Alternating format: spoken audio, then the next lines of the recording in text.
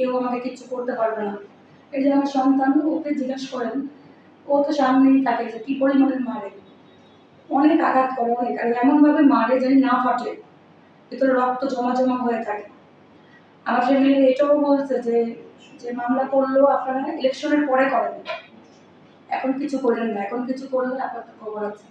আমার হাজবেন্ডের সাথে প্রেমের মাধ্যমে বিয়ে হয়, কোর্ট ম্যারেজ করে। তারপর 12 বছর ভালোই ছিল, সরকার প্রথম হওয়ার পরে সে শিশুশরী কলেজের পদ সে আগেই পাইছে, কিন্তু মানে কলেজে সে ঢুকতে পারছে।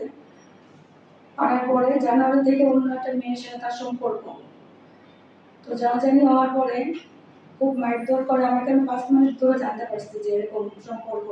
তো আমি জিজ্ঞাসা করতে প্রথমে বলে যে না, কিন্তু তার আগে সে আমাকে অনেকবার বলছে যে এগুলো তুমি কখনো বিশ্বাস করবে না, ছাত্র দল করলে বা কোনো দল করলে বিভিন্ন লোক বিভিন্ন কথা বলবে যে তোমার হাজবেন্ড এটা করে ওটা করে, কিন্তু কখনো বিশ্বাস করবে না, কারণ আমার এন্ট্রি গ্রুপের মানুষ এটা বলতে পারে সংসার ভাঙার জন্য, বা তোমার আমার বিবাহিত কেউ জানে না এই জন্য। তো আমি তো ওইভাবেই রয়েছি যে না। কিন্তু হঠাৎ করে একদিন মোবাইলে ওই মেয়ের সাথে অন্তরঙ্গ ছবি দেখি, দেখে তারপর ওকে জিজ্ঞেস করি, তাও বলে যে না, ওর সাথে আমার সম্পর্ক নাই। তারপর আমি ওর এক ছোট ভাইয়ের কাছ থেকে ওই মেয়ের নাম্বার জোগাড় করি, জোগাড় করার পরে ওই মেয়ের সাথে আমি কথা বলি, পরে মেয়ের সব ডিটেলস বলে যে হ্যাঁ, জানুয়ারি 17 তারিখ থেকে তাদের সাথে সম্পর্ক। তারপর সবকিছু বলে আমাকে, বলে তুমি যদি চাও আমি ছেড়ে দেবো, তোমার তোমার স্বাধীনতা আমি রাজি, আমার কোনো প্রবলেম নাই সতীন সন্তান থাকবে। প্রথমে আমি এই কথা বলে, পরে আমি 2-3 বার এরকম আত্মহত্যা করার চেষ্টা করি। ফ্যামিলির লোককে জানাই, আমার শ্বশুর বাড়ি, আমার বাবার বাড়ি। জানাবার পর তারা অনেক বোঝায় ওকে, বলে যে হ্যাঁ ছেড়ে দিব, কিন্তু ছেড়ে দেয় না।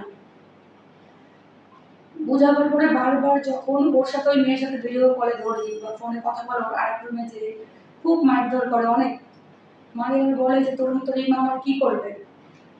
তারপরে এক পর্যায়ে যে আমি মামলা করতে যাই, মামলা করতে যাওয়ার পরে সেখানে বলে যে আপনি পড়ে যেয়ে মামলা করেন। প্রথমে চিঠি করতে গেছিলাম, যেহেতু মারে করে যদি কখনো কিছু হয়ে যায়, বলে যে কোর্টে যেয়ে চিঠি করেন, কলকাতা নাই গেছিলাম।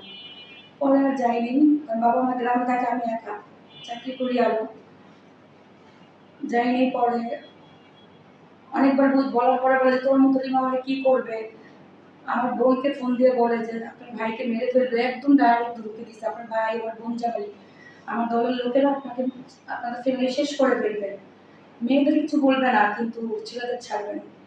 এই হুমকি অনেকবার দিচ্ছে আমার ফ্যামিলির সামনে, একদম ডাইরেক্ট। আর আমাকে বলে যে কি করবি তুই, তোর ফ্যামিলির কতটুকু দৌড় আছে আমি জানি, কেউ আমাকে কিছু করতে পারবে না। এই যে আমার সন্তান, ওকে জিজ্ঞাসা করেন, ও তো সামনেই থাকে যে কি পরিমাণে মারে, অনেক আঘাত করে, অনেক, আর এমনভাবে মারে যেন না ফাটে, ভিতরে রক্ত জমা জমা হয়ে থাকে। আমার ফ্যামিলি এটাও বলছে যে যে মামলা করলেও আপনারা ইলেকশনের পরে করেন, এখন কিছু করেন না, এখন কিছু করলে আপনার তো খবর আছে। তো বারবার হুমকি দেয়, আমাকে বলে যে মেরে ফেলবে। এই কদিন আগে এত ঝামেলা, এর মধ্যে সে আমাকে কক্সবাজার সাথে ঘুরতে নিয়ে যাবে, আমি তো ভয়ে যাইনি, কারণ সে বাসায় বসে আমাকে এরকম মারে, ওখানে গেলে কি করবে।